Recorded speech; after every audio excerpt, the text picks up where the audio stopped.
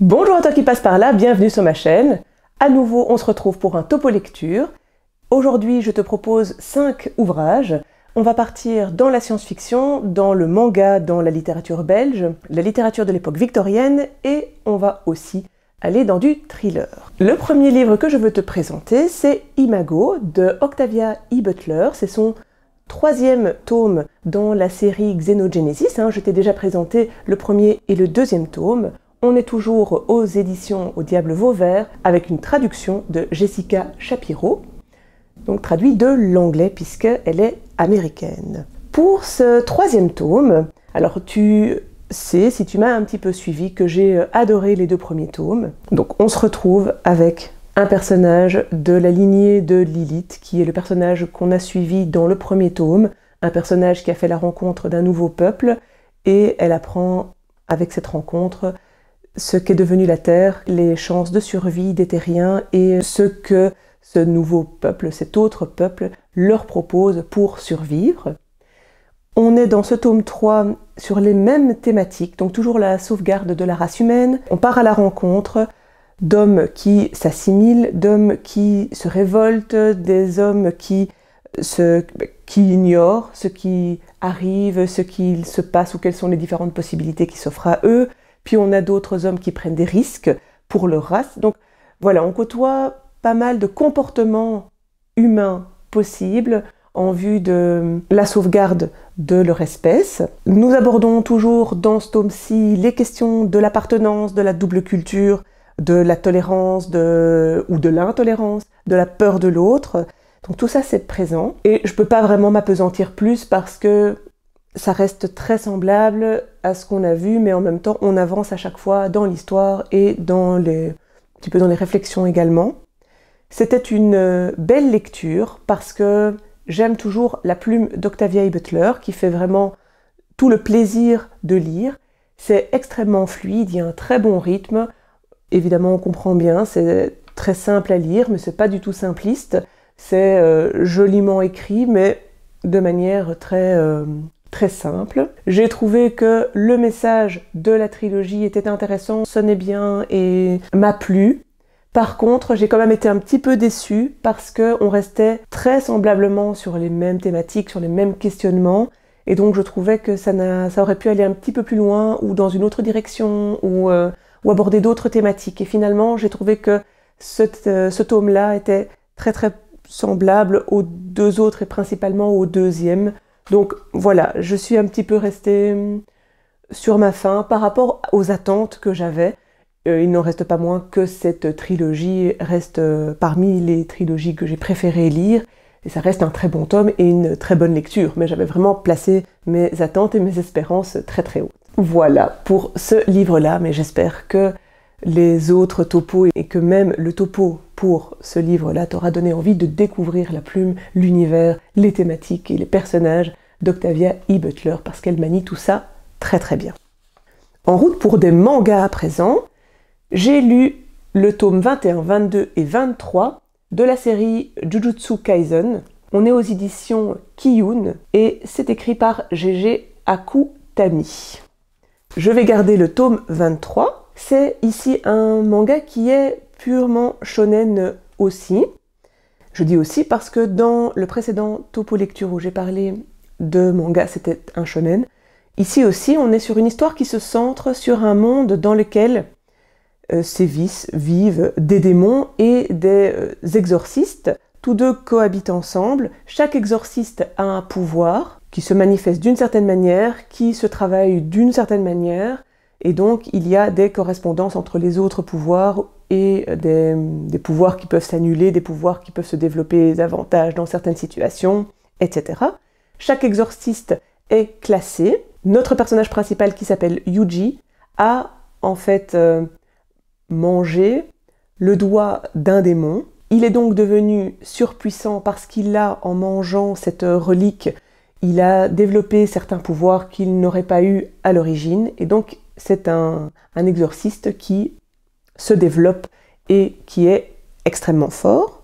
En avalant également cette relique, il est un peu assimilé avec ce fléau, ce démon. Et donc voilà, tout se base un petit peu sur ça, sur cette école d'exorcisme, sur les combats qui sont effectués, sur les différents pouvoirs, des rebondissements, les personnages aussi avec lesquels on évolue, qui rencontrent d'autres personnages, et puis on a des flashbacks dans leur passé pour comprendre un petit peu d'où ils viennent, qui ils sont, et donc quels sont leurs enjeux. Donc tout ça, ça fait partie du manga à part entière, et il y a également beaucoup d'action. Alors ça se lit hyper vite, mais je trouve qu'on ne situe pas toujours très bien qui sont les personnages, qu'est-ce qu'il se passe, comment se déroulent les actions, parce que je trouve que c'est toujours un peu fouillis. J'ai eu ce sentiment dès la lecture du tome 1, et j'ai à chaque fois le même sentiment, c'est ça va vite, c'est brouillon, on comprend pas tout. En plus, c'est pas un dessin qui me plaît particulièrement, donc voilà, je suis pas très séduite par ce manga. Pourquoi est-ce que je le continue, me diras-tu? Eh bien parce que j'aime aller au bout des histoires, j'aime savoir ce qui va arriver au personnage, et donc j'ai envie de terminer cette saga.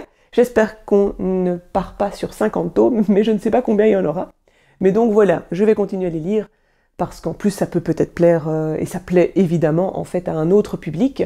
Moi je suis moins public pour ce manga-là, mais je sais qu'il a aussi du succès, donc je le présente parce que ça peut peut-être t'intéresser.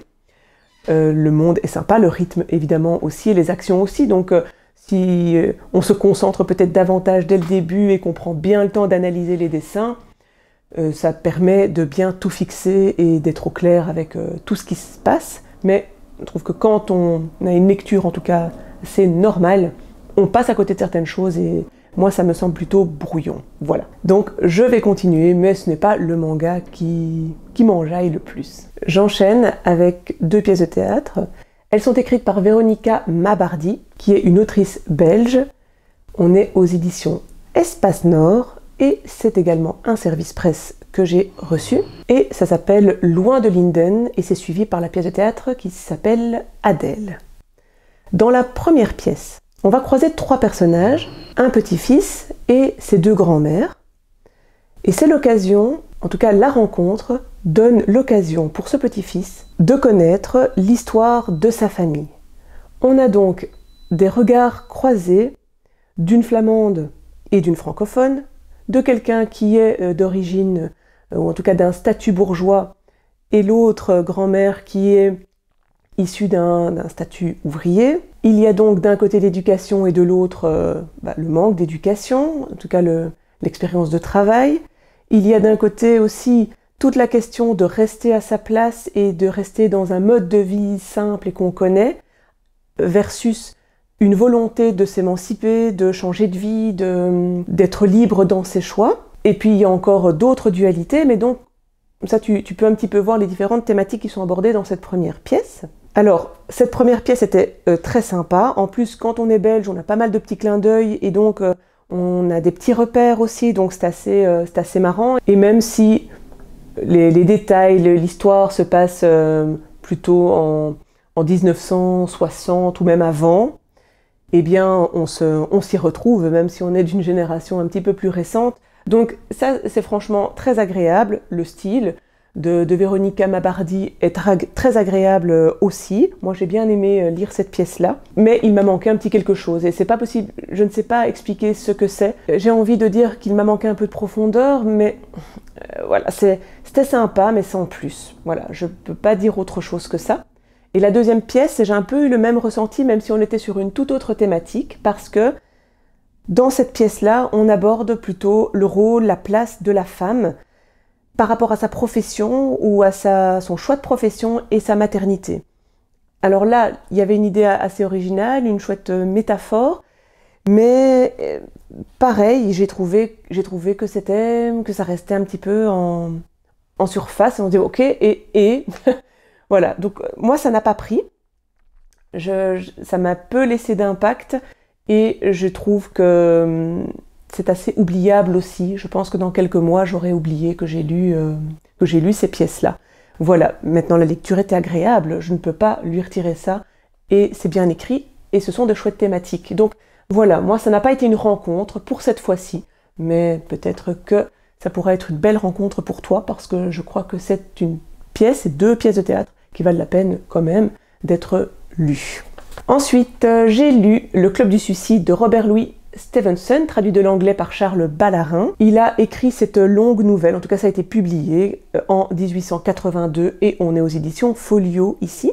C'est une relique de chez Relique et en tout cas grâce au parcours victorien du mois d'août, pour lequel il fallait lire une longue nouvelle, eh bien j'ai pu sortir Le Club du Suicide. Donc j'étais très contente de le sortir enfin. On découvre ici l'histoire d'un prince et de son acolyte qui est colonel. Ce colonel et ce prince font la rencontre à table d'un jeune homme assez loufoque qui leur propose une sorte de jeu un peu ludique pendant qu'ils dînent. Ils sont donc étonnés par le comportement de ce jeune homme. Ils engagent la discussion, la conversation et ils apprennent que ce jeune homme fait partie d'un mystérieux club, le club du suicide. Je ne vais pas faire durer le suspense plus longtemps. Et ils sont très intrigués par ce club et ils décident d'y aller, de s'y, entre guillemets, inscrire et de voir un petit peu ce qui peut leur arriver.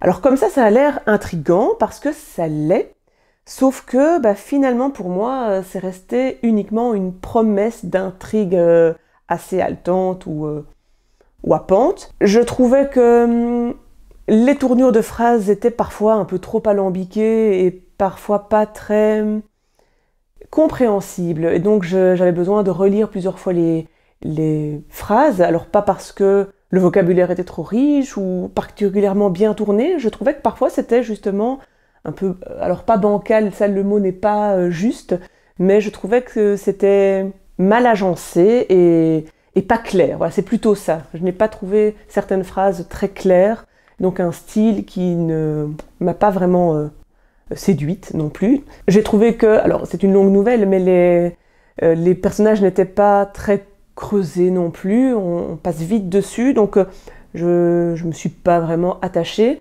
Et alors, il y a 3 chapitres, chaque chapitre c'est une histoire, une nouvelle à part entière, mais chacune est corrélée aux autres et avance dans l'intrigue du club du suicide. Donc évidemment ça se suit et il faut les lire dans l'ordre. J'ai trouvé que ces actions, que ce soit dans la première, deuxième ou dans la troisième nouvelle, s'enchaînaient vraiment trop rapidement et du coup on n'est pas intégré dans l'histoire, je trouve. En plus, il y a des petits rebondissements, des explications, et j'ai trouvé que parfois elles n'étaient pas assez cohérentes ou qu'elles sortaient un petit peu de nulle part. Et puis la dernière chose, c'est que finalement, j'ai pas ressenti vraiment une ambiance pesante, alors que c'est ce qui était promis. Donc voilà, pour ma part, c'est pas une franche réussite, mais ça aurait au moins le mérite d'avoir découvert cet auteur et de l'avoir fait sortir de ma palle. Et puis je termine avec un thriller. Ça faisait longtemps que je n'avais plus lu de thriller. Ici, c'est Une fille en cavale de Charlotte Link. C'est traduit de l'allemand par Corinna Jeppner et on est aux éditions Presse de la Cité. Charlotte Link a écrit ce thriller en 2016. On est un peu entre le thriller et le roman policier. Je t'explique où tu vas vite comprendre plus tard. On alterne entre plusieurs personnages. On apprend directement, c'est dans le prologue, qu'une fille s'est fait la malle, en tout cas essaye de se faire la malle, et elle ne veut pas se faire attraper. On ne sait pas qui elle est, on ne sait pas pourquoi, et c'est évidemment un départ sur les chapeaux de roue parce que c'est très très intriguant dès le départ. On passe à un autre personnage qui s'appelle Simon. On comprend très vite qu'il va passer ses vacances de Noël seul, qu'il a des problèmes familiaux à régler, relationnels, de couple aussi. Et on suit entre autres une jeune fille, Nathalie, qui a 19 ans. On suit ce personnage dans le passé. On apprend qu'elle a eu une adolescence un peu mouvementée parce que son père a abandonné le foyer et donc les a laissées sa mère et elle toutes seules. Sa mère a commencé, ou en tout cas a bu beaucoup plus et a laissé sa fille Nathalie seule et livrée à elle-même. Donc on suit ce personnage-là. Donc voilà, on alterne entre la fuite, Simon, Nathalie, voilà, principalement. Et puis quels sont les personnages aussi qu'il côtoie et le contexte dans lequel ils sont. Voilà, je te laisse évidemment découvrir, je ne vais pas tout te raconter. Très rapidement aussi, on s'imagine, on se doute que des liens existent entre les différentes histoires ou pas. C'est un petit peu l'enjeu aussi de ce thriller. Alors je vais commencer par les points positifs, parce que je dois dire que j'ai eu beaucoup de plaisir à lire ce livre. Je sortais du Club du Suicide qui m'avait pas vraiment emballé, et puis ici, en fait, ça se lisait tout seul. Il y avait un excellent rythme, il y avait de chouettes narrations. Les narrations alternées ne perdaient pas en intérêt, donc chaque personnage, je trouvais, nous donnait envie de le suivre et d'en savoir plus. Donc il y avait une très très bonne cadence et ça nous tenait énormément en haleine. J'ai trouvé également en gros point positif que les personnages, pour le coup, étaient assez creusés. J'ai eu le sentiment que c'est une autrice qui a envie de développer la psychologie des personnages, et donc j'ai trouvé ça très appréciable dans un thriller. Et j'ai trouvé qu'effectivement ces personnages avaient un passé, prenaient des décisions de manière cohérente par rapport à leur vécu, leur personnalité, donc on soit en accord ou pas, peu importe, ça s'expliquait. Et puis on avait également leur développement, où est-ce qu'ils en sont arrivés, et quand on les suit dans le présent, eh bien on a également un autre développement de ces personnages. Donc voilà, tout ça, j'ai trouvé ça vraiment bien fait. Maintenant, j'ai trouvé quelques petits défauts. Déjà, le premier, c'est que j'avais deviné pas mal de petits points, donc j'ai pas eu non plus le suspense ou la surprise absolue, même s'il y avait un ou deux, évidemment, rebondissements que je n'avais pas vu venir. Parfois, j'ai trouvé qu'il y avait des ficelles un petit peu trop faciles aussi, donc là, j'étais là, bon, ok, oui, ça fait avancer l'histoire, mais c'est trop facile. Et puis, c'est entre le thriller et le roman policier, je te le disais, parce qu'on a également l'intervention de la police. Mais j'ai trouvé que cette enquête policière n'était pas très très développée non plus. Elle est plutôt au second plan, donc c'est pas vraiment une enquête policière. Et alors j'ai trouvé que sur la fin, ça s'enchaînait vraiment trop vite. Il y avait une résolution qui arrivait comme ça très très rapidement. Je pense que tout se passe sur les 30 dernières pages au niveau de la résolution, donc ça j'ai trouvé un petit peu dommage aussi, parce que tout le reste se tenait et avançait de manière très fluide et haletante, mais c'était rythmé, il y avait des actions, donc ça pouvait continuer sur ce rythme-là, et peut-être qu'avec 100 pages de plus, ou 70 pages de plus, on aurait pu un peu plus développer et rendre cette fin un peu plus consistante. Voilà, alors il y a des défauts, mais je garde le souvenir d'un très bon moment de lecture avec ce thriller, vraiment. Ça m'a bien plu, et donc je suis contente d'avoir fait cette rencontre à ce moment-là, et j'espère qu'il va pouvoir te donner également du plaisir de lire, si tu as l'occasion de croiser sa route. C'en est tout pour aujourd'hui. Comme d'habitude, j'espère que tu as trouvé des idées lecture, et que si pas, tu as passé au moins un bon moment en ma compagnie. Je vais maintenant clôturer la vidéo en te souhaitant de belles découvertes, et que le plaisir de lire soit avec toi.